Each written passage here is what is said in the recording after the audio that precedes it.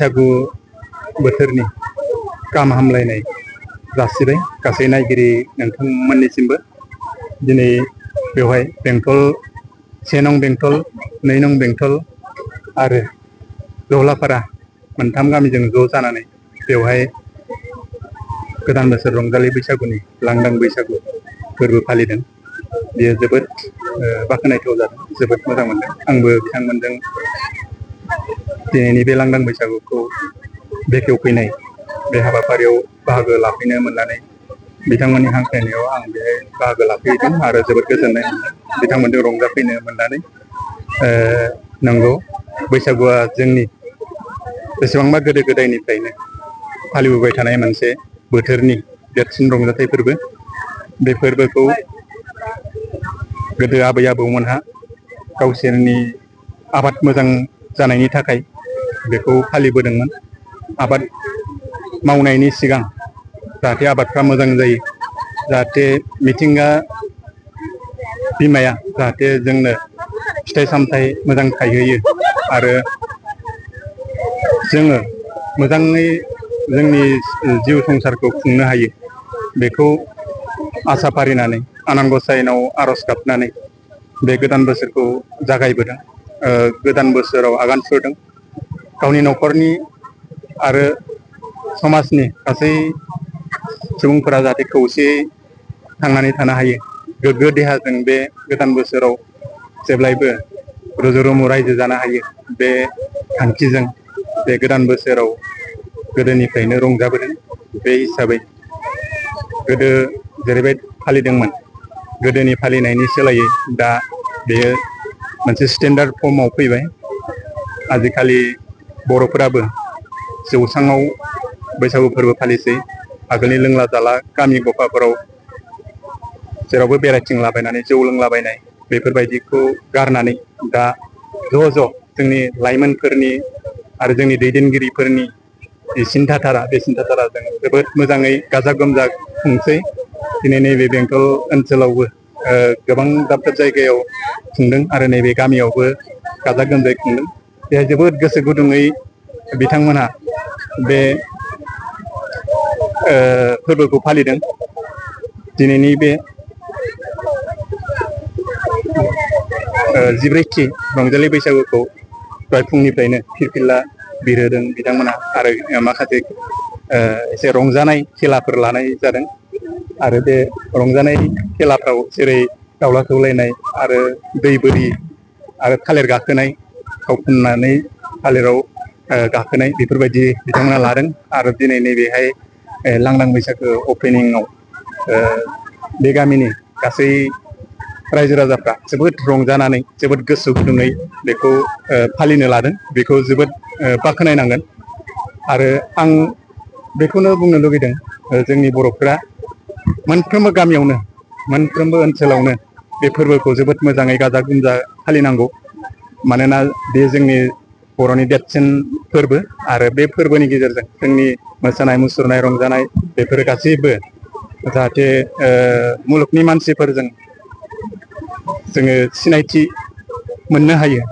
मुलुगनि मानसिफ्रा जोंनि बे फोरबोफोरखौ नोंथांमोननि चेनेलजों आरो गुबुन गुबुन चेनेलफोरजों जाहाथे बियो फोसावजायो, बेखौ मिजिंथिबाय। आरो बे बिदिनो इयुनावबो जोङो फालिबाय थागोन। सार, मोनसे सोंथि, आथिखालाव जों नुनो मोनदों दोरोङारि दामजुखौ लायालासिनो माखासे मडार्न जुगनि दामग्रा देग्राफोरखौ लानानै बैसागु मोसानाय, बेनि सायाव मा बुंनो? बेथ' एसे दुखुनांथाव। जोंनि दोरोङारि दामग्रा देग्राखौ गारनानै जुदि गुबुननि दामग्रा देग्राखौ लानानै जुदि मोसायोब्ला जोंनि दोरोङारि महरै फैबाय थानाय बे दामग्रा देग्राफोरा जुदि नेवसि जायोब्ला, जों गुबुननि दामग्रा देग्राखौसो लायोब्लाथाय गुबुननिखौसो जों सनमान होनाय जागोन, गुबुननिखौसो जों फोसावनाय जागोन। ओंखायनो जोंनि नैबे दामग्रा देग्राखौ, जोंनि दोरोङारि दामग्रा देग्रा जेरै खाम, सेरजा, सिफुं, जथा, गंगोना बेफोरखौ लानानै जोङो मोसानांगौ। आरो आजिखालि जोंना बेखौ बिटिआर गभर्नमेन्टनि जे नाजानाय, बिनि गेजेरजों जोङो GI टेग मोननो हाबाय, खाम, सेरजा, जथा, गंगोना। दा बिनि थाखाय जों बेखौ जेसे हागौ एसे जाहाथे मुलुगनि मानसिफोरजों नेसनेल लेभेलाव इन्टारनेसनेल लेभेलाव ग्लबेलाइजेसनाव जोङो जाहाथे बेखौ दामनायखौ मोजांनिफ्राय मोजांसिन गासै स्केलफोरखौ जोङो गोरोबफाहोनानै मुलुगनि मानसिफोरजों जाहाथे अनसायजायो बेखौ हाबा मावनांगौ। दिनैनि जिनाखि लांदां बैसागुनि हाबाफारि बेखौ रेनब' क्लाब लाइब्रेरि बिथांमोननि दैदेननायजों बे हाबाफारिया जादों। मानो होनबा जों गोदो गोदाय जिनाखि बर'फ्रा गामि गामि देमसि मोसानाय बैसागु जानाय बेफोर सोलिबोदोंमोन। दा दिनैनि बे बिगियान मुगायाव रोंगौथि मुगायाव साननो हनो गोरों दिनै इयुन जोलै बिथांमोनहा जेरैबायदि जों गामि ओनसोलाव जौ लोंनानै उन्दुना थानाय गावजों गाव नांलायनो खमलायनाय बेफोरखौ गैया खालामनो थाखाय जोङो दिनै बे लांदां बैसागुखौ खालामनाय जादों। मानो होनना बुङोबा जोंनि दिनैनि बे बिगियान मुगायाव जोङो मोनसे प्लेटफर्माव थानानै जों जोंनि समाजखौ लाबोनानै बेयाव मोसानाय सनमान होनाय गासिबो बिथिंखौ जोङो खेला दुलानिफ्राय लानानै जेनेबा जोङो दाउला सौलायनाय दुरुं बोनाय सियार खेला बायदि रोखोमनि खेलाफोरखौ लानानै जों बेफोरखौ इयुन जोलैखौ जों उत्स होनाय बिथांमोनखौ रोंगौथि बारायहोनाय गासै बिथिंखौ लानानै जोङो नैबे प्लेटफर्माव लाबोदों। आरो बेजों लोगोसे जोङो जोंनि दिनैनि बे लांदां बैसागुनि गेजेरजों जोङो बेखौनो जोङो फोरमायनो हागोन जे बा फोसावनो हागोन। दा दिनै जोङो गेजेर ससेयाव जोंनि दामनाय दामजुफ्रा गोमालांबायमोन। बेखौ माखासे दैदेनगिरिनि दोनबोनाय माखासे नाजाबोनायनि गेजेरजों दिनै बेयो जि आइ टेग मोननाय जाबाय।